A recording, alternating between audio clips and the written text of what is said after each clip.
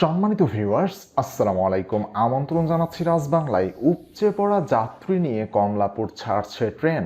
ঈদ করতে বাড়ির টানে ছুটছেন মানুষ। উপচে পড়া যাত্রী নিয়ে কমলাপুর রেল স্টেশন ছাড়ছে একের পর এক ট্রেন। উত্তরবঙ্গ ও দেশের দক্ষিণ পশ্চিমাঞ্চলগামী ট্রেনের শিডিউল বিপর্যয়ের অভিযোগ করছেন যাত্রীরা। প্রতি বছর ঈদ এলে যেন ধরা পড়ে যোগাযোগ ব্যবস্থার করুণ পরিস্থিতি। বছরের পর বছর ঠিক এমন করেই ঈদ যাত্রা করে আসছেন মানুষ। ঘটছে দুর্ঘটনা, কিন্তু বছরের পর বছর চলে আসা এই বিষয় নিয়ে রেলওয়ে কর্তৃপক্ষের নেই কোনো মাথা ব্যথা। বরাবরের মতন তাদের সাফাই, ঈদে অতিরিক্ত ট্রেনের কারণে, শিডিউল বিপর্যয়ের কারণে এমন উদ্ভট পরিস্থিতির সৃষ্টি। কিন্তু সত্যিটা কি তারা কখনোই স্বীকার করবে না? নাকি এমনভাবেই তারা ট্রেন পরিচালনা করে স্বর্গসুখ লাভ করতে চায়?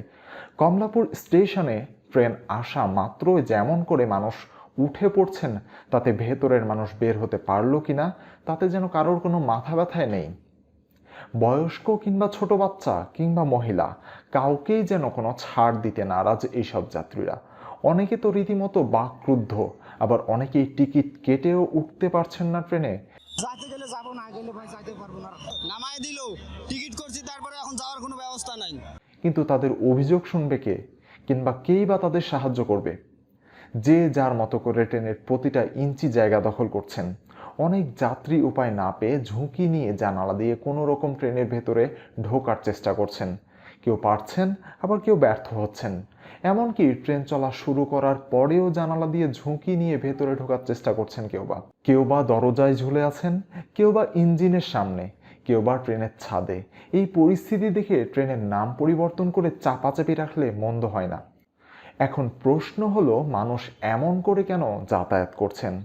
সহজ উত্তর হলো, পরিবহনের সংকট আর অতিরিক্ত ভাড়ায় বাধ্য করছে মধ্য এবং নিম্নবিত্ত এসব মানুষকে এমন করে যাতায়াত করতে। একে তো বাসে সিট পাওয়া মুশকিল, আর পেলেও মূল্য আকাশচুম্বী। এই পরিস্থিতিতে তাদের আর কি বা করার আছে?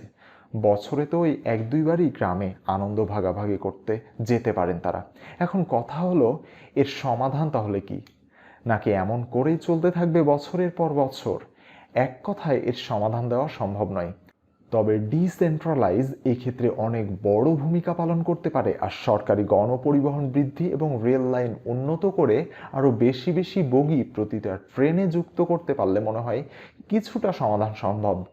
আমাদের সাধারণ নাগরিকদের মাথায় এমন অনেক চিন্তা ঘুরপাক খায়, কিন্তু যারা এই বিষয়ে দায়িত্ব পালন করেন রাষ্ট্রের বেতন নিয়ে, তাদের এইটা নিয়ে মাথা ব্যথা আদৌ আছে কিনা সে বিষয়ে সন্দেহ থেকেই যাচ্ছে।